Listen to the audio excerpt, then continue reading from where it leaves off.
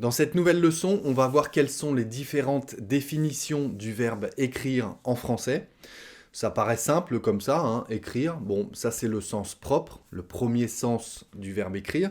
Mais il y a d'autres définitions, plutôt au sens figuré. Donc on va voir les définitions du verbe écrire en français, et puis on va voir quelles expressions utilisent le verbe écrire en français.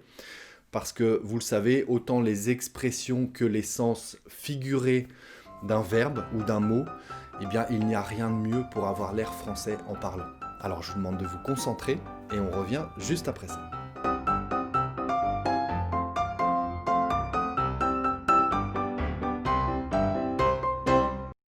Bonjour à tous et bienvenue sur le français by Alex. Si on ne se connaît pas encore, bon, je le répète à chaque fois, hein, mais je m'appelle Alex. J'ai créé cette chaîne pour vous aider à avoir l'air français en parlant, pour vous apporter des petites astuces pour mieux parler français. Allez jeter un œil sur les playlists de la chaîne pour voir un petit peu les différents thèmes que j'aborde. Vous allez voir tout ça. Et puis, si ce n'est pas déjà fait, eh bien, pensez à vous abonner à la chaîne et à cliquer sur la petite cloche à côté. Je publie en effet une nouvelle leçon tous les lundis et tous les jeudis. Comme ça, avec la cloche, vous recevez une notification pour être tout de suite averti et aller voir la leçon dans la foulée. Ok ? À la fin de la leçon, n'hésitez pas à me laisser un petit pouce en haut ou en bas. Ça me fait toujours plaisir, vous le savez. Un petit commentaire pour me dire si ça vous a plu, pour me poser une question ou quoi. Vous savez que j'y réponds à chaque fois, hein, pour le moment, aux commentaires. Donc n'hésitez pas. Et puis, je ne le dirai jamais assez, mais allez voir dans la description de la vidéo le lien qui concerne les transcriptions des leçons. Hein, c'est-à-dire que je vous envoie un email, un fichier PDF avec les sous-titres de la leçon, hein, les sous-titres de la vidéo, en fichier texte pour que vous puissiez les lire en écoutant la vidéo. C'est complètement gratuit, il ne vous suffit que d'inscrire votre prénom et votre adresse email pour que je vous envoie automatiquement la transcription de chaque prochaine leçon. Ok ? Donc n'hésitez pas, c'est 100% gratuit. Allez, on commence tout de suite avec la première définition du verbe écrire, qui est tracer. Tracer, tout simplement. En fait, c'est tracer des symboles qui forment des mots. Hein. Donc c'est le premier sens, le sens principal, le sens propre du verbe écrire. On imagine, hein, on prend un crayon, un papier et on écrit. Voilà, c'est la première définition à laquelle on pense quand on entend le verbe écrire. Il s'agit de tracer des symboles qui forment des lettres. Ces lettres forment des mots. Ces mots forment des phrases. Ces phrases forment des textes, etc., etc. C'est le premier sens du verbe écrire, c'est tracer des symboles qui forment des lettres et des mots. D'accord ? Relativement simple, c'est le sens propre, on va surtout voir les sens figurés. Alors, les synonymes de ce verbe écrire au sens propre, hein, de tracer, ce serait noter, copier, inscrire. Hein, noter sur un bout de papier, on dit par exemple. Hein, peux-tu noter ça sur un bout de papier ? Ça veut dire, peux-tu écrire ce que je viens de dire pour ne pas oublier ? Peux-tu noter ça sur un bout de papier ? Ou bien inscrire, pouvez-vous inscrire vos coordonnées ? Est-ce que vous pouvez écrire vos coordonnées, s'il vous plaît ? Ou bien copier. Copier, on entend souvent ça à l'école. Hein, la maîtresse qui dit aux enfants, vous allez copier ça 10 fois. Ça veut dire vous allez écrire ça 10 fois. Tu vas copier ce mot 10 fois. Bah, tu vas écrire ce mot 10 fois sur ton cahier. D'accord ? Donc inscrire, noter ou copier. Ça veut dire tracer. C'est la première définition du verbe écrire. Ok ? La deuxième définition du verbe écrire, ça va être orthographier. Orthographier. Pourquoi je dis ça ? Parce qu'on entend parfois « tu as mal écrit mon nom ». Tu as mal écrit mon nom. Mal écrire mon nom, ça ne veut pas dire que c'est pas joli, que l'écriture n'est pas jolie, hein, que c'est moche, mal écrire. Ça veut dire mal orthographier. Tu t'es trompé en écrivant mon nom, tu as fait des erreurs d'orthographe. Ok ? Donc si on dit tu as mal écrit le nom de famille, tu as mal écrit mon nom, eh bien ça veut dire tu as mal orthographié. Ok? C'est mal écrit, il faut corriger. Ça veut dire il y a des fautes, il faut corriger. D'accord? Comment ça s'écrit? Hein, la question, si je dis comment ça s'écrit, ça veut dire quelle est l'orthographe. Comment s'écrit ce mot? Quelle est l'orthographe de ce mot? Ok? C'est la deuxième définition, orthographier. La troisième définition, ça y est, on est dans les sens figurés. Hein. On n'est plus dans les sens propres, on est dans les sens figurés du verbe écrire. La troisième définition, ça va être rédiger. Hein. Écrire une lettre, on dit rédiger une lettre. Alors, ce n'est pas le fait de prendre un crayon et d'écrire une lettre, c'est le fait de rédiger une lettre dans le but de quelque chose. Un exemple, vous êtes en vacances, vous dites il faut absolument que j'écrive une carte postale à ma famille. Il faut absolument que j'écrive une carte postale à ma famille. Ça ne veut pas dire que je veux absolument prendre mon crayon et écrire sur la carte postale. Quand on dit écrire une carte postale ou écrire une lettre, ça veut dire que c'est le fait d'envoyer la lettre, le fait d'envoyer la carte postale. Okay? Mais on dit écrire. Je vais écrire une carte postale à ma famille. En fait, ça veut dire il faut que j'envoie une carte postale à ma famille. Mais on utilise le verbe écrire pour dire ça. Ok? Alors dans ce cas, des synonymes, ce serait dresser. Dresser une lettre, on peut dire. C'est peu utilisé, mais vous pouvez l'entendre. Hein. Dresser une lettre, ça veut dire dresser un texte. Ça veut dire écrire un texte, écrire une lettre. Ok? C'est la mettre en place, la mise en page d'une lettre. Je vous dis, c'est peu utilisé quand même. Hein. Dans le même principe, on peut dire formuler par écrit. Hein. Il faudrait que tu me fasses une lettre, tu formules ça par écrit, formule ta demande par écrit, ça veut dire écris une lettre pour motiver ta demande. Hein. Formuler ta demande par écrit, ça veut dire écrire une lettre pour expliquer ta demande. D'accord ? On peut dire aussi, alors là c'est complètement péjoratif et très familier, pondre une lettre. Comme une poule qui pond un œuf. Ok ? Pondre. Pondre une lettre, ça veut dire se broyer le cerveau à réfléchir et hop, d'un seul coup c'est venu, j'ai pondu une lettre.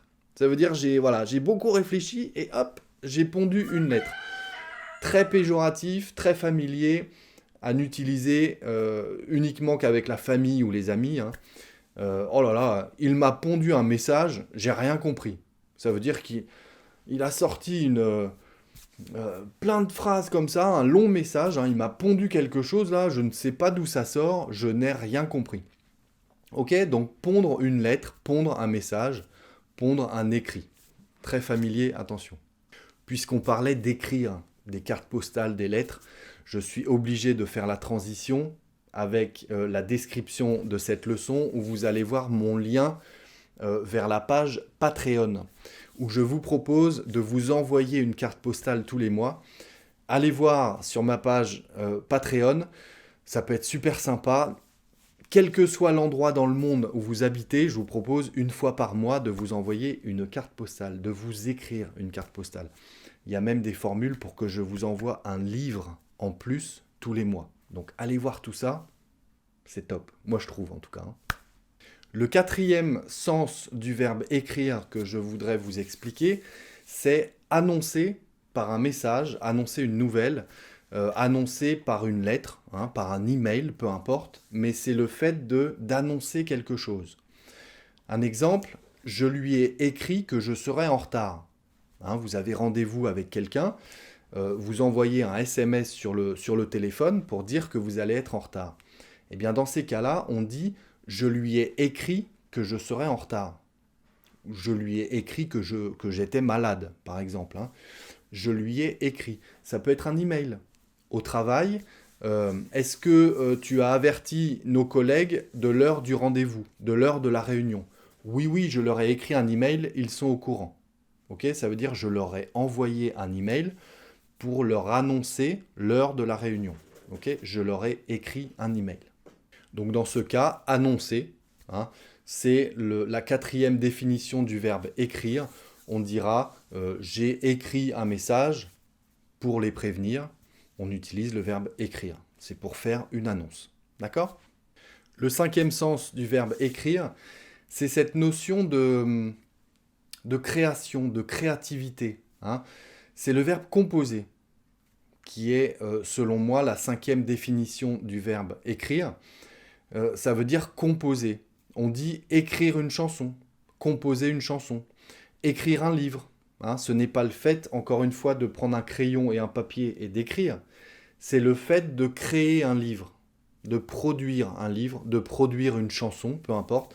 Eh bien, on dit écrire un livre, écrire une chanson, écrire un film, on dit aussi d'ailleurs. Hein. Écrire le scénario d'un film. Quand on utilise ce mot, cette expression, écrire un scénario, c'est pas en imaginant le crayon dans la main et le papier, hein. C'est le fait de produire quelque chose, de produire un scénario, de créer un scénario. Eh bien, on dit écrire un scénario, d'accord ? Écrire les paroles d'une chanson. Alors oui, on imagine l'auteur à son bureau en train d'écrire, etc. N'empêche que ce n'est pas du sens propre, c'est du sens figuré. On crée une chanson, donc on l'écrit. Hein. On écrit une chanson, on écrit un film, on écrit un poème. Hein. C'est exactement le même principe. On écrit un livre, etc. La même chose pour, dans la chanson, une mélodie. Hein. On écrit une mélodie. Pourtant là, il n'y a pas de mots à écrire. Ce sont des notes de musique qu'on va écrire. Hein. Mais on dit écrire une mélodie. Voilà, le musicien a écrit une mélodie magnifique. Il a écrit une mélodie. C'est comme ça qu'on dit aussi. Alors un écrivain, d'ailleurs, un auteur de livre, hein, on dit un écrivain. Si on lui pose la question « Qu'est-ce que vous faites dans la vie ? Quel est votre métier ?» Il pourra répondre « Oh, j'écris. J'écris. Hein, » c'est le terme vraiment général pour dire « Je suis écrivain. J'écris. C'est mon métier. Mon métier, c'est d'écrire. » Ok ? Donc, on peut l'utiliser sous cette forme-là également. Alors, quelques expressions maintenant avec le verbe « écrire ». On parle d'écrire l'histoire. Ça, c'est une expression. Oh là là, il a vraiment écrit l'histoire. Un exemple et un hommage que je voudrais rendre, hein, excusez-moi, à notre ami Diego Maradona, qu'on a perdu là au mois de novembre. Hein. Nous sommes en novembre 2020, enfin tout début décembre, au moment de la publication de cette vidéo. Nous avons perdu au mois de novembre un footballeur international argentin qui s'appelle Diego Maradona, Monsieur Maradona, donc on lui rend hommage. On peut dire que Monsieur Maradona a écrit l'histoire du football mondial. Hein, il a écrit l'histoire du football mondial. D'accord ? C'est comme ça qu'on dit. Un autre exemple, par exemple, quand on a posé un pas sur la Lune, d'accord ? On dit qu'on a écrit l'histoire de la conquête spatiale, même l'histoire de l'humanité en fait. Hein. On a écrit l'histoire de l'humanité le jour où on a posé un pied sur la Lune. D'accord ? On a écrit l'histoire de la conquête spatiale. Diego Maradona a écrit l'histoire du sport mondial, hein, on peut dire même. Il a écrit l'histoire du football mondial. Ok ? Écrire l'histoire. Un autre exemple d'une expression où là on est plus dans le sens propre du verbe écrire, hein, écrire un discours. Les assistants du ministre lui ont écrit son discours pour la conférence de presse. Les assistants du ministre lui ont écrit son discours pour la conférence de presse. C'est presque du sens propre, mais on parle d'écrire un discours. Encore une fois, on n'imagine pas forcément l'assistant avec son crayon en train d'écrire, c'est pas ça qu'on veut dire. C'est que c'est l'assistant qui a produit le discours du ministre. C'est lui qui l'a créé. D'accord ? Donc on dit écrire un discours. Ok ? Si on en revient aux chansons, par exemple, cette chanson a été écrite en collaboration avec un autre artiste. Écrire en collaboration. Hein, ça veut dire qu'il y a plusieurs auteurs. Des co-auteurs, on dit. Hein. Écrire en collaboration. Voilà. Écrire une chanson en collaboration, écrire une mélodie, pourquoi pas, en collaboration avec un autre artiste. Ok ? Alors, une expression un petit peu plus rigolote, écrire une tartine. Une tartine, c'est un morceau de pain où on met du beurre. Hein. Ça, c'est une tartine. Une tartine, c'est ce qu'on mange au petit déjeuner, par exemple, hein. Du pain, du beurre, de la confiture, c'est une tartine, ok? Eh bien, on peut dire écrire une tartine. Ça veut dire, oh là là, il m'en a écrit une tartine. Ça veut dire que le message faisait 50 lignes, hein. Il m'en a écrit une tartine. Ça veut dire écrire très longuement. Pourquoi tu m'en as écrit une tartine comme ça, alors que tu aurais pu m'expliquer en une phrase? Tu étais obligé de m'en écrire une tartine? Voilà. C'est une expression familière, mais tout à fait correcte, hein, qu'on utilise au quotidien. Voilà, ça reste familier, donc attention à l'utilisation, pas avec son patron ou pas voilà, avec n'importe qui, mais voilà, rien de vulgaire ou quoi que ce soit, c'est juste écrire une tartine. Voilà, c'est rigolo, c'est très employé au quotidien en français. Des citations maintenant, ou proverbes, que j'aimerais vous montrer et sur lesquels je voudrais vous faire réfléchir. Les paroles s'envolent, les écrits restent. Les paroles s'envolent, les écrits restent. C'est tellement vrai ça, hein. Les paroles s'envolent, les écrits restent. On a aussi l'écriture ne ment point. L'écriture ne ment point. Point, ça veut dire pas, hein. C'est un langage un petit peu amélioré, un petit peu supérieur, mais ça veut dire l'écriture ne ment pas, hein. L'écriture ne ment point. C'est un langage littéraire en fait, hein, plutôt utilisé à l'écrit, hein, forcément, hein. L'écriture ne ment point. Je voulais aussi vous partager une citation d'un poète du 19e siècle qui s'appelle Théophile Gautier et qui a dit « Nous devions nous aimer, c'était écrit là-haut. Les âmes sœurs finissent toujours par se trouver quand elles savent s'attendre. Les âmes sœurs savent toujours se trouver quand elles savent s'attendre. » Ok, nous devions nous aimer, c'était écrit là-haut. Alors c'est complètement mystique, hein, évidemment, mais quand on dit c'était écrit, ça veut dire ça devait arriver. Voilà, c'est le côté un petit peu fataliste. Il y a des gens qui sont fatalistes, il y a des gens qui le sont moins, mais quand on dit ah ça c'était écrit, ça veut dire ça devait arriver. Un exemple un peu plus triste que cette jolie citation, mais si on dit il a eu un accident de voiture hier, si on dit ah ça c'était écrit, ça veut dire ça devait arriver parce qu'il conduit vraiment mal. Hein, ça c'était écrit, ça devait arriver. Ok? C'était écrit. Bon, on préfère la jolie citation à cet exemple, hein, mais voilà, c'est pour que vous compreniez bien. Et puis pour conclure cette leçon, je voudrais vous partager une dernière citation qui, j'espère, va vous montrer que vous avez bien compris la leçon.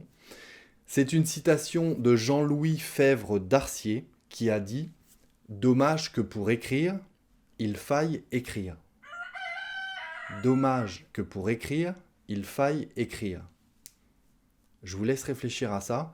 Si vous ne comprenez pas cette phrase, vous êtes obligé de re-regarder la leçon. Ok, vous mettez la vidéo au tout début.